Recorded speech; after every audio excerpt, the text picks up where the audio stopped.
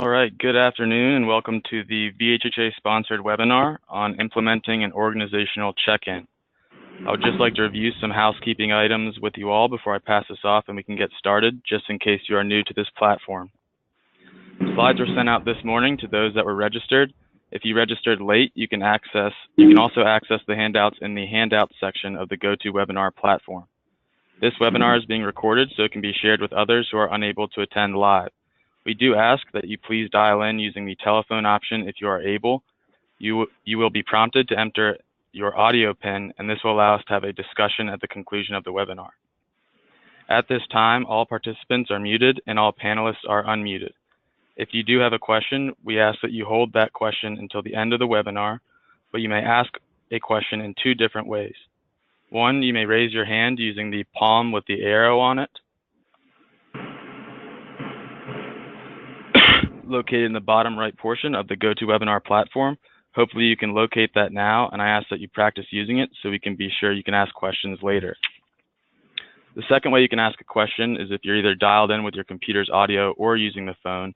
You may ask by accessing the questions platform and simply typing in your question. I'll be able to respond to you from during the webinar. And that is also located on the tab menu. And with that, I'll turn it over to Jen and Shirley from the VCU Medical Center. Jen? Good afternoon. This is Shirley Gibson and Jen Murphy. We appreciate the opportunity to share with you some of our learned experience.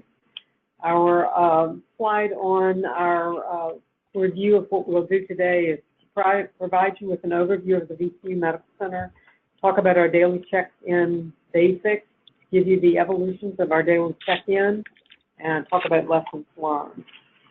The VCU Health System is consisted of a hospital located in downtown Richmond, also a rural facility, community memorial in South Hill, Virginia, and our physician practices, an insurance company, and several service lines, including our heart, transplant, neurosurgery, and the Children's Hospital of Richmond, which is a hospital in a hospital.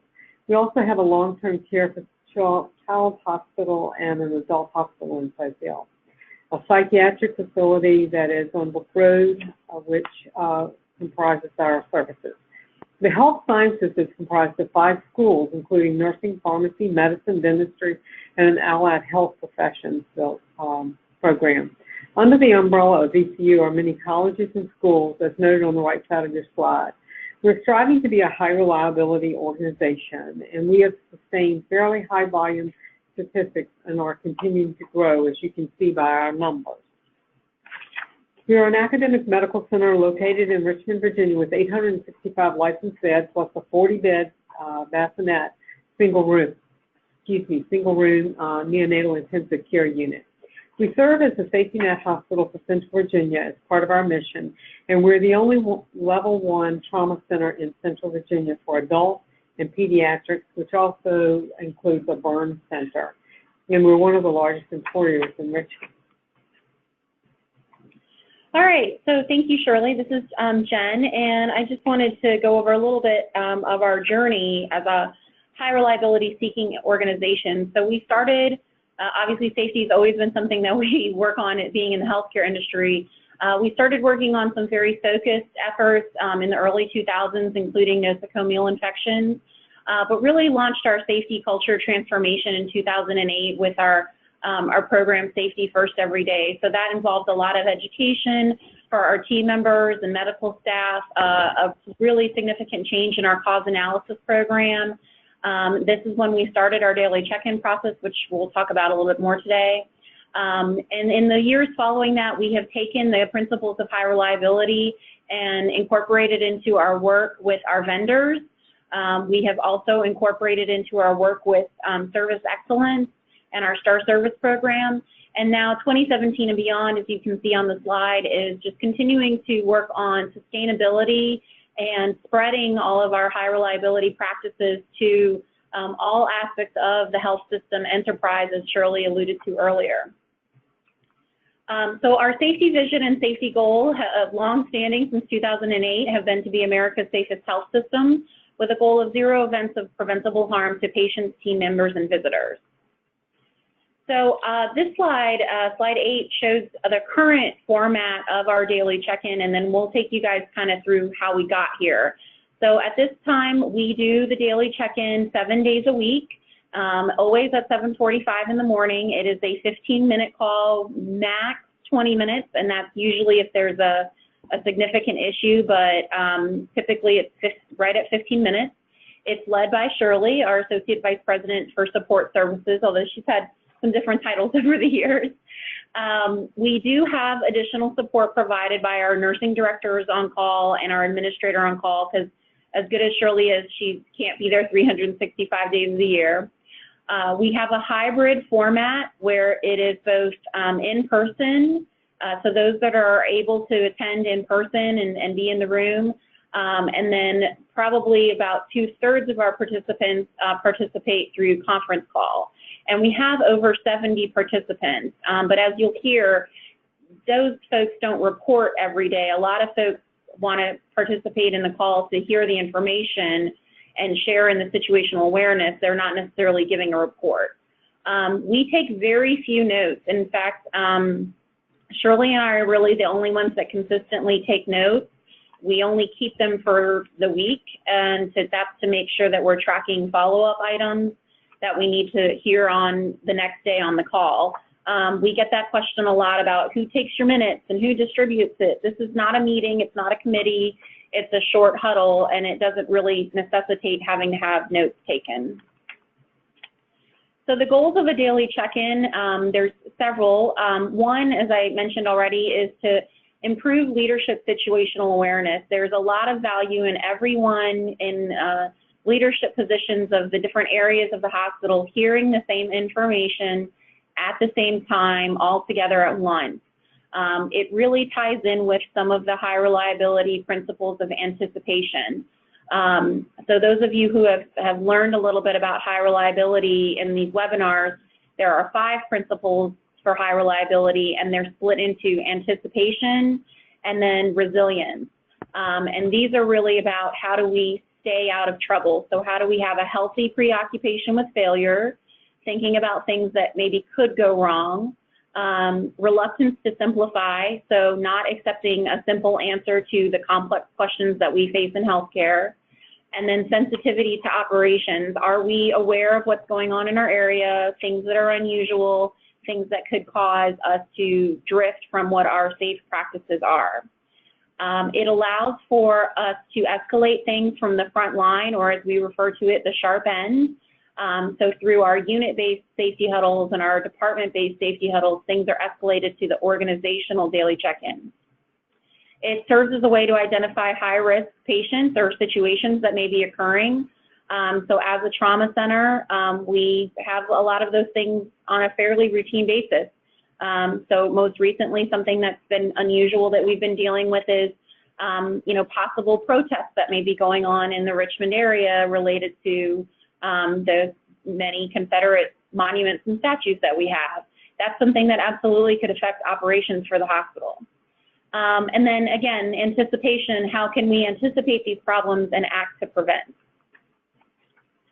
So some basics for your daily check-in, whether you've been doing one or you're getting one started, these are just some things to check on.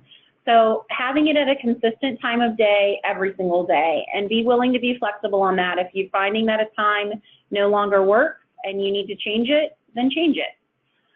Consistent facilitator is a must. There's immense value in having Shirley be our consistent facilitator. This really should be a senior leader. In a lot of organizations, it is the CEO, because it's somebody that needs to know what's going on, that has the relationships, that has the right level of leadership to hold folks accountable for following up on things. I mentioned the time frame already 15 minutes or less. The structure of it should always be a look back and a look ahead, and I'll talk about that in a minute. Definitely use this as an opportunity to share safety successes. While we talk about having a preoccupation with failure and thinking about things that could go wrong, it's always good to celebrate when we've had a good catch and we've prevented a safety event.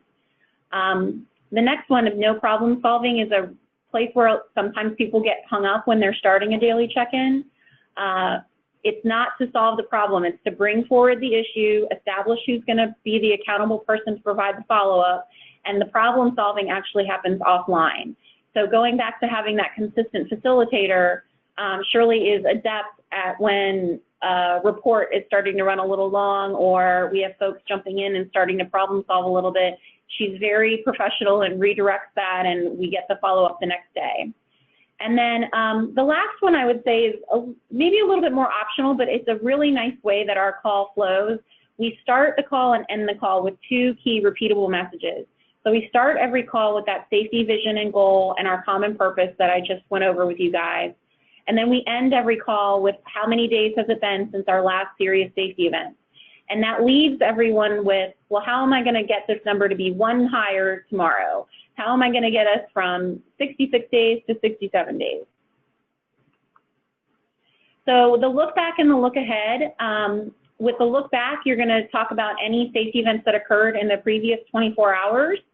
And I provided some examples there. And we do have people bring forward serious safety events on the daily check-in. We considered that a real milestone in our culture journey when folks felt comfortable to do that. Any delays in assessment or treatment, as I mentioned, we talk about team member safety as well. So slips, trips, and falls does not just apply to our patients, it's our team members as well. And then, you know, patient misidentifications and any unplanned downtimes or outages. And I think a big evolution for us is how we've gotten a lot of our support services and IT services really engaged in high reliability, and unplanned downtimes has been a big part of that. For the look ahead, we're thinking about how can we have the safest day possible today. So we do look at a lot of different metrics that are, you know, census and acuity would certainly be things that can affect us being safe. And so we talk about number of procedures in different areas. What's the volume of the ED in the morning? What's our current patient census? Do we have any patients holding in areas that need to get to higher levels of care? So we discuss all of that. And anything unusual. And we don't put like a real strict parameters around that. It's whatever you might think is unusual. So an example that I provided there from a couple weeks ago is we had a patient in our medical psychiatric unit, but she was 38 weeks pregnant. That's highly unusual. We need to have some discussion among the, you know, our OB teams and our psychiatric teams of how we were going to manage this patient should she have any, you know, maternal needs. New procedures or equipment being introduced into the environment, new medications. One of the things we ask all our areas to report out on every day is any patients in restraints and why, any patients on suicide precautions, and any kind of safety concerns. So someone, you know, any kind of restricted visitor list, or if we have inmates or things along those lines that might be security concerns. And then lastly, any issues that might be contributing to workarounds. So I already mentioned, you know, unplanned downtime, but this could also be shortages in some sort of supply or equipment that could be going on. There's some national shortages right now that are affecting and causing us to think about some different plan Bs of some of our supplies. Okay, our phase one in our pilot, in the initial phase, the check-in started with only a few nursing leaders and the clinical administrator on our night shift. We brought issues forward and we were trying to solve them in isolation. We then began to pick up more and more leaders who were interested in gaining situational awareness. The next iteration, we invited leaders who had accountability for the areas we were having issues, such as Jen spoke about elevators, and we have 57, but the ones that we critically seem to always need were out of order. As a result of raising these issues, the organization contracted for an on-site repair daily that could be more proactive. Then we became more prescriptive about who we needed to have on the call. All nursing directors participated, and we piloted our daily check-in with several senior leaders as well as thought leaders and operational leaders. We also had many lessons learned, like having a set of questions to ask and looking at really difficulty in getting participants to share issues. It's very hard to sometimes air your dirty laundry as they would perceive it to be, when really it is all about trying to help become a highly reliable organization. And there was really that tendency, as Jen said, to problem solve during check-in, and so you really have to redirect people. The next slide says phase 2, but it really is phase 2 and 3 that we educated and evaluated. As we were becoming more and more prescriptive on who we wanted to participate, we conducted some formal education at our health systems management group meetings. We developed a notepad for documentation and also as a guide for us to follow. We developed job aids to help guide our calls. We not only brought up issues, but we also shared experiences of near miss. If we had a best practice, we encouraged our leaders to share what worked. So we tried to spread the good, the bad, and the ugly. After we had been conducting the calls for about 6 months, we surveyed the leaders to determine how effective the calls were and if they had impacted safety in their areas. Now, all of this was subjective, but we felt we had received good feedback that the call was valuable in giving them situational analysis of what was going on in the organization as well as situational awareness. The result was 74% felt that it impacted safety in their area, and 84% felt it increased their success of safety successes. I believe the success was we solved and resolved issues and were proactive.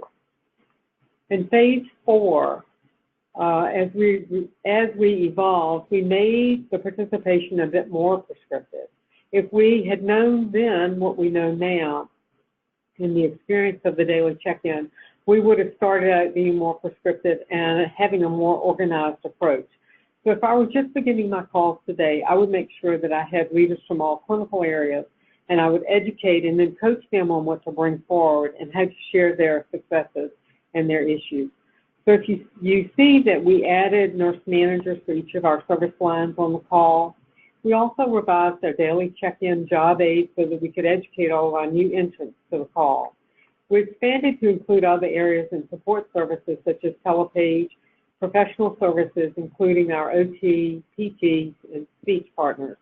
We integrated pharmacy and respiratory therapy and added information technology because it seemed we were always having an outage or a downtime that surprised us, so we tried to be more reliable in planning and communicating. I think the biggest improvement was moving to a roll call format to encourage reporting, and that we changed the order for the people who were bringing up the issues, so to have those go last in the areas where the issues were occurring to report first. Example, infection control and our clinical administrators were the ones bringing forward the issues, and by moving them to the cleanup area, it gave accountability to the areas that had issues.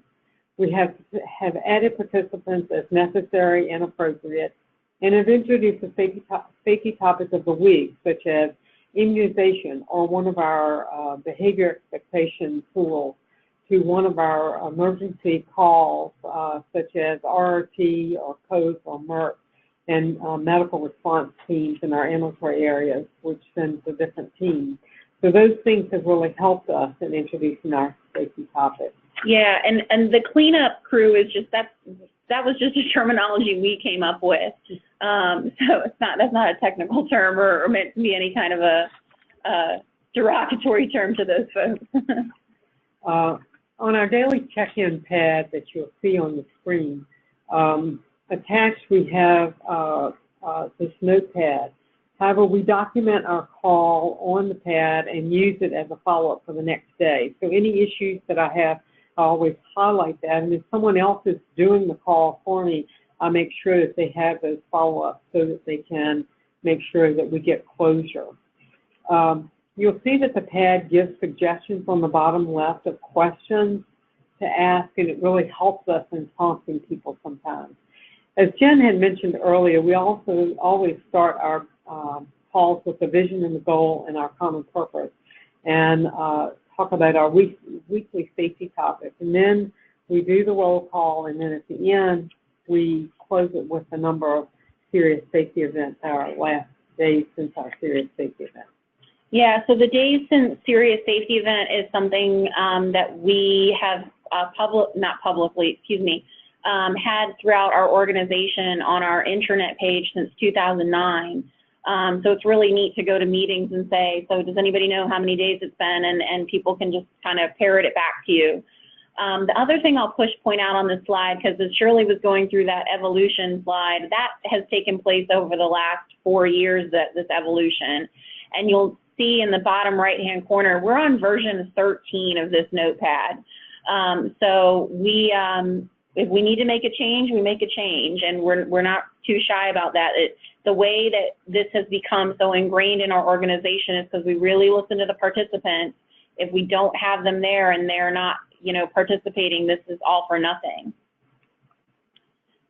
So the next slide just gives an example of our weekly safety topic. So as Shirley said, we do 52 weeks, and this is actually branched out into a quality, safety, or service topic. But we tie them all back, no matter what the topic is, we tie it back to our safe behaviors and our error prevention tools. So these are very brief. There's a paragraph about the topic that our different content experts write. In the middle section, we have how it relates to our error prevention tools.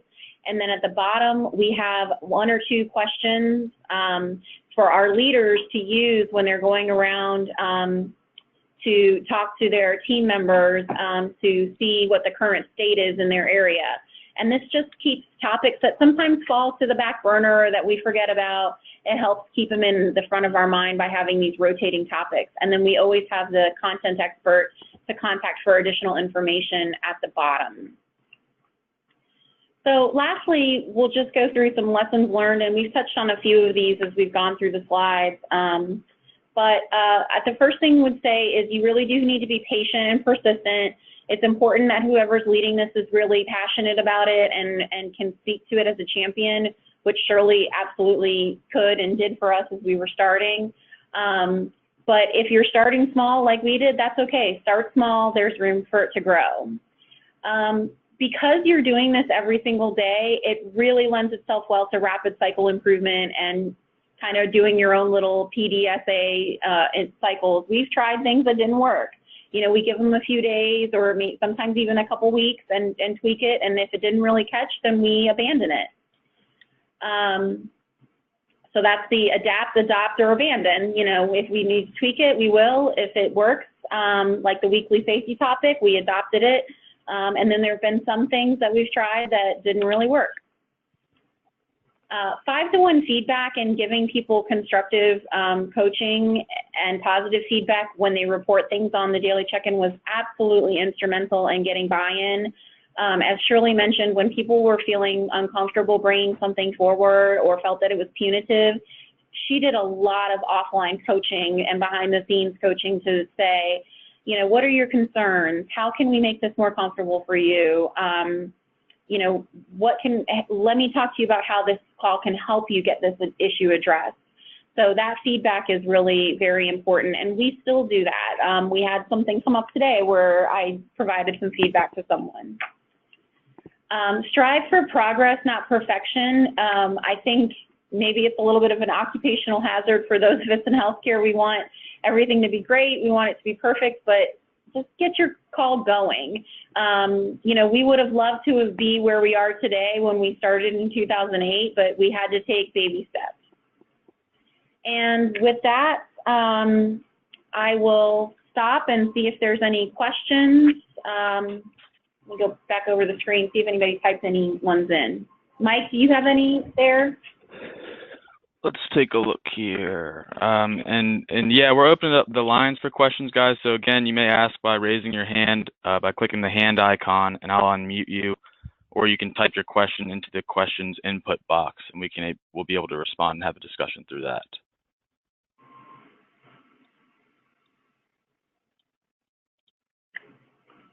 Okay, we do have a question here. How do you ensure follow-up on the items assigned? They are told on the call that we will be asking them for follow-up tomorrow. Like today, we had an issue of a door that we couldn't get unlocked. And we finally got it unlocked, got people out of there, but I asked Plan Ops to go around and check all of the doors on that area. And I said, we will need a report back from you tomorrow. So people know, and tomorrow I call on Plant Operations and I say, can you give us a report on the locks on the doors on the unit that was affected? And so they know that there's accountability built into our call and that they're going to be called on. Yeah, and when you're starting, you may have to ask them for that follow-up and prompt it a little bit, but at the point where we are, because it's so ingrained, it's very rare that Shirley even has to ask for the follow-up. They're bringing it forward because they know if they don't, she will ask. And sometimes the issues are complex and they're working on a root cause of what happened. And so when they're doing that, sometimes they'll say, I don't have a final report. I hope to be able to report back by Friday. And so I don't call on them on Wednesday and Thursday. I'll wait until Friday and prompt them. Okay.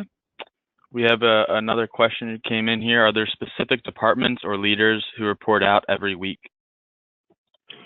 Yeah, so it's every day. If we go back a few slides, there's a screenshot of our roll call. Sorry, I'm having trouble with it. There we go. Mike's got it. There you go, right there. One more. Yes. So it's alphabetical. There's no really rhyme or reason to that, but it's all of our operational areas. So from ambulatory clinics all the way through the emergency department. We've switched the groupings around a little bit. So like our emergency department telepage and our bed management center kind of report in a group there together, so we get a sense of what capacity is looking like that day. And then we have all of our nursing divisions that report out. And then the last three that you see, the clinical administrator, epidemiology, and the administrator on call, those are the folks that I refer to as our cleanup crew. So ideally, they should not have anything to report. That anything that they may have had on their list has been reported by one of the other areas. But if they do, they're there at the end. So it's really driving the areas to be accountable and report their own issues. If there are departments that are not on this list and they have something that they want to bring up, they'll generally text me that morning, or maybe the day before they'll give me a call and let me know that they have something that they want to bring up. Whenever we have emergency preparedness issues, such as what Jen referred to with rallies and the Confederate monuments and issues with that, we always have them on the call and they'll bring up the safety of that. If there are any weather disasters, then we'll have them on the call for that. And then any other outages of things or downtime, such as our learning exchange, we're using it for situational awareness. And so they'll be on the call. So it's not restricted to just these. Other people can ask to be on the call. And then I always at the end say, are there any other issues? And so someone can speak up if they want to. Right. One thing I will say is that like Mike had only our mics open, only my mic is open during the day and everyone is on mute and you have to physically take yourself off of mute. We found that many times people were not on mute and it was interfering with a lot of background noise. And so if there's a way that you can set your call up to put everyone on mute and then have the ones that are going to speak take themselves off, it's always helpful. Yeah, face-to-face would be ideal with the scope of our campus and all of our different areas. A hybrid call really worked for us, but If you're a smaller facility, I would very much recommend that you encourage it to be face-to-face and not allow for the conference call, because as good as you may be, there's still, it's better for people to pay attention if they're face-to-face. And then, like as Shirley said, there's not 70 things on that list, but we have upwards of 70 participants every day. So anybody else that might be on the call does have that opportunity to report. All right, and we'll have this be the last question here because we're coming up on our closing time. Who does the physician report out, and do you have regular physician participation in the calls? Yes, we have physicians on the call each day, and our associate chief medical officer is the one that is generally on the call. And if she's not on the call, then she will have our chief medical officer or one of our other physician leaders in the organization to be on the call.